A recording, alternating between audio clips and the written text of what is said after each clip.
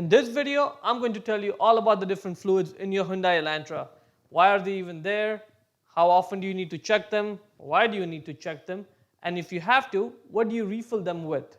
And it's a good idea to keep a piece of rag or old towel with you when you're checking the fluids. Now, in order to check the fluids, we need to open up the hood. So let's get started. Open the driver's side door. Now we need to pull the primary hood release lever. Just pull it lightly. Now in front of the vehicle, we need to release a secondary hood release lever. So that's right between that Hyundai logo. Put one finger in there, push it left, and the hood should open. Now pull the prop rod out and put it in that slot there with the arrow marking it. Now let's focus on the one that you'll use the most. That's the windshield washer fluid. And every time you end up using the windshield washer fluid, you end up using the fluid that's in the reservoir. To refill the windshield washer fluid, open the blue cap, pour the windshield washer fluid in it, and when you see the fluid level coming up to the top over there, you're done, and close the cap. On average, you need to top off the windshield washer fluid every 2-3 months. In the winter though, you may have to do it more often because the roads are slushy, so you end up using the windshield washer fluid more, so you may have to top it off again more. Now, as far as what goes in there, in the summer when the temperature is well above zero, well above freezing, you can just get away with putting just water, but still it's better to just put windshield washer fluid because it has detergents in it that do a much better job at cleaning the windshield than just water. In the winter though, always just put windshield washer fluid because water is going to freeze and it's going to become ice and it's going to cause you problems. You don't want that. I have a video made specifically on how to refill the windshield washer fluid. If you want to watch that, check out the link up there on the top. By nature, the engine produces heat, which means it's going to get hot. If it gets too hot, then all the different materials inside it are going to start expanding and it's going to cause all sorts of issues. Steam coming out of there, big issues. You don't want that, all right? Now, in order to prevent that from happening, you need to take the heat out of the engine. That's where the coolant comes in. It gets pumped into the engine, it circulates in there, gathers all the heat, and gets pumped out to the radiator where it loses heat to the outside air, gets cool, and goes back in the engine, and the cycle just keeps on repeating itself as long as there's coolant there. Now, the way the cooling system is designed, it's sealed off, so you don't have to top it off every now and then. But then again, there's always a possibility that something might leak. So it's just a good idea to keep an eye out for it. Because like I told you, you definitely don't want the engine to overheat. Now, when you're checking the engine coolant, always make sure that the engine is cold. It means it's been sitting for at least 3 to 4 hours. Because if it's not, then the engine's warm, which means the coolant's warm, which means the coolant is expanded, and that means the reading you're going to get now is a false reading. You don't want that. So let's wait for everything to cool down and then check the engine coolant level. Okay? Now, to check the coolant, you got to check this coolant reservoir. There's a cap on it that says coolant. That's the one you should check. Not this pressure cap. Don't even open this ever when it's hot because it's going to splash, it's going to cause you skin burns. You don't want that. Now, the coolant level should be between those F and L marks. So F is full, L is low. And if you can't see it clearly, just rock the vehicle back and forth a little bit and the fluid inside it should slosh. See that? It's sloshing. Now, the engine is made up of hundreds of small parts inside it, right? And they're all just working very, very close to each other at very high speeds, producing a lot of heat. And the only thing that keeps it going, engine oil. It's very essential that you have engine oil in the engine because without engine oil, the engine's going to seize in less than 15 seconds. Boom, done, permanent. You should check the engine oil at least once a month. Don't wait for that low engine oil light to come on in the dash. That's too late. Just don't wait till there. Check it every month. It's a good practice.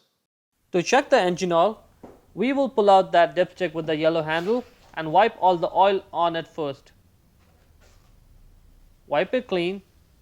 Reinsert it back in the engine all the way and then pull it out. And now we'll check the engine oil level. See that now the engine oil should be between the full and low mark. Not too low, not too full. Okay? Once you're done, we'll just reinsert it back in. If your engine oil level is low, then you need to top it off. Your Hyundai Elantra takes 5W20 oil. So get that same oil. You can get it at the gas station, parts store, Amazon, anywhere you can find it. Now, the way to go about topping off the oil is you top off just a little bit, check the engine oil level, top it off again, and do it till it's right at the max level. You don't want it to go with the max level because A lot of oil in the engine is not a good thing either, because when there's too much oil, it creates a lot of pressure in the engine, it starts pushing on the seals and oil starts leaking. That's another problem. You don't want that either. Get one of these small bottles, as they're easy to hold and thus lesser chances of you spilling the oil. If you do end up spilling the oil though, don't worry, you can just wipe it off. So open the oil cap, fill up the oil, check the oil, repeat the process till it's at full level, and then close the cap. Now the last one to check is the brake fluid. The way the brake system is designed is that when you push on the brake pedal, it pushes the fluid which is in the brake lines, and that brake fluid then takes and transmits the force all the way to the brakes and applies the brakes. That's how it happens. So it's a very critical thing. No brake fluid, no brakes. So you definitely don't want that to happen to you. Now the brake system is sealed off, so you shouldn't need to top off brake fluid every now and then, unless there's a leak. However, what you might notice is that over time, the brake fluid level goes slightly below max, like it drops down just a little bit. That's just because the brake pads and the brake shoes are wearing down. That's normal. But you don't want it to go below the minimum level either. If the brake fluid level is below min, at once, top off the fluid and take your car to a mechanic and get it checked out. Like either your brake pads are worn down or you have a brake leak. This is serious, you need to get it checked out. When you are topping off the brake fluid though, always make sure you use .3 or .4. It would say that right on the bottle.